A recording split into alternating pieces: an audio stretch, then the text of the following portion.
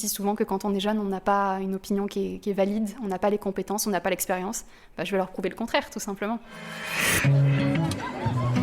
Génération engagée, un podcast de l'étudiant.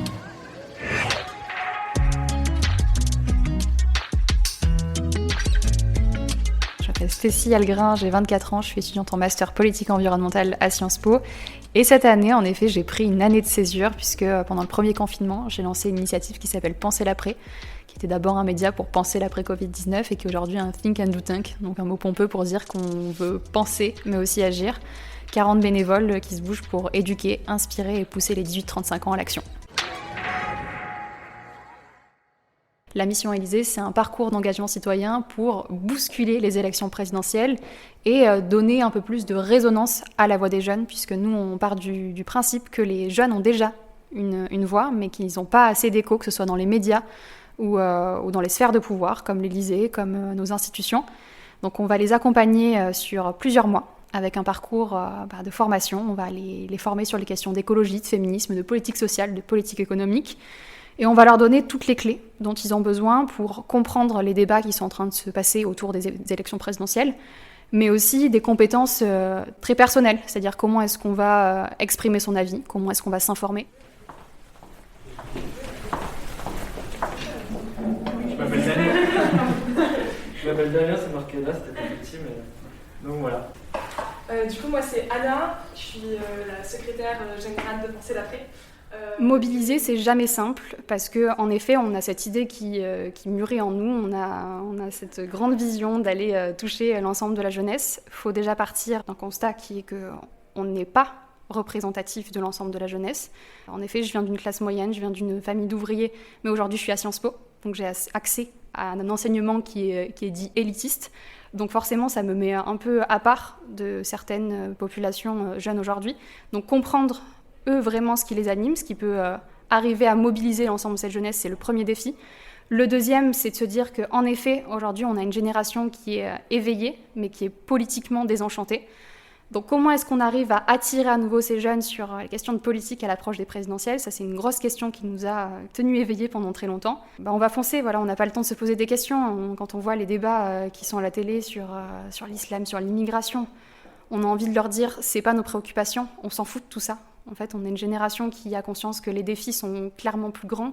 Assez effrayant d'ailleurs, on parle aujourd'hui de lutte sociale, on parle aujourd'hui d'un monde qui risque d'être invivable pour le futur. On va essayer de mobiliser avec ça. Je viens d'une petite ville du sud de la France qui s'appelle Berlétan. Dans cette ville, il y a une usine pétrochimique. On m'a vendu ça comme quelque chose qui était absolument extraordinaire pour nous. Il s'est trouvé que j'ai commencé à être malade quand j'avais à peu près 18 ans, 19 ans. Donc j'ai souffert d'une maladie chronique inflammatoire qui a touché mon système digestif, puis mes articulations. Et je me suis aperçue qu'il y avait des impacts sur l'environnement, évidemment, mais aussi sur la santé, puisqu'on a une étude qui a été réalisée qui nous montre qu'on a un taux de cancer 2 fois la moyenne nationale. Et je me suis demandé pourquoi est-ce que ces pouvoirs publics nous avaient clairement abandonnés et fait miroiter qu'un job et un toit au-dessus de notre tête, c'était suffisant, et qu'en tant que classe moyenne, on n'avait pas le devoir, pas le droit de demander plus. Donc moi, j'ai envie de leur dire qu'aujourd'hui, avoir accès à un environnement sain, avoir une santé décente, c'est un droit, et que s'ils ne sont pas prêts à nous l'accorder, on ira le chercher nous-mêmes en tant que citoyens, en tant que jeunes. Génération engagée. Moi, c'est Flora, enchantée. Moi, c'est Ashraf. Voilà, on se connaissait pas il y a 2 minutes, mais on vient de prendre un café ensemble et en fait, on avait plein de choses à se dire. Ce matin, en effet, on a eu 2 intervenants, donc Ashraf Manar et Flora Gebali, qui sont tous les 2 très jeunes, 24 et 27 ans.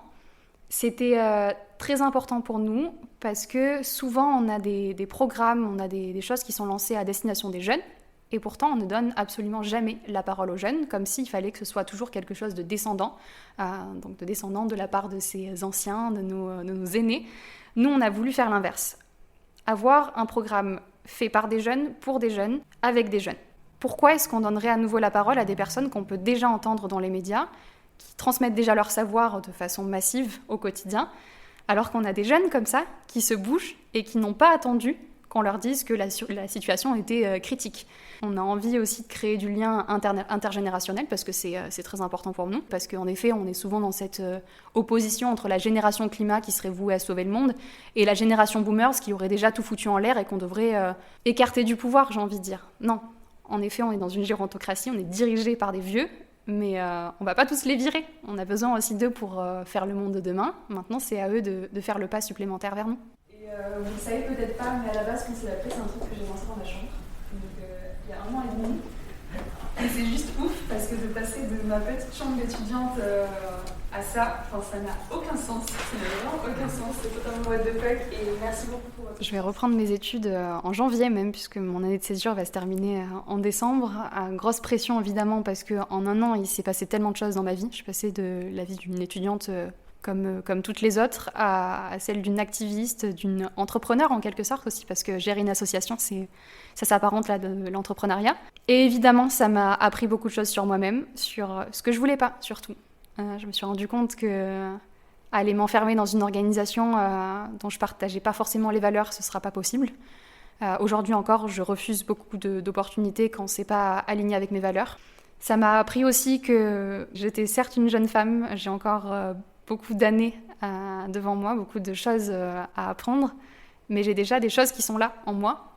J'ai une détermination, j'ai des valeurs qui m'ont été transmises par ma famille, et j'ai juste la niaque aussi. Je parle très souvent de colère. Maintenant, j'utilise cette colère et cette énergie au quotidien pour faire le bien autour de moi, pour faire du changement une réalité.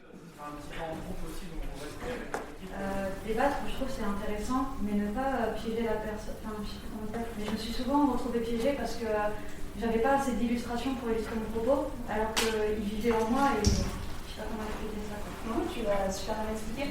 En effet, quand on se retrouve sur des plateaux face à des personnes qui... Ça m'a ouvert des opportunités auxquelles j'aurais jamais pu penser. Aujourd'hui, j'ai la parole dans des médias. J'ai la chance de pouvoir exprimer mon avis de citoyenne.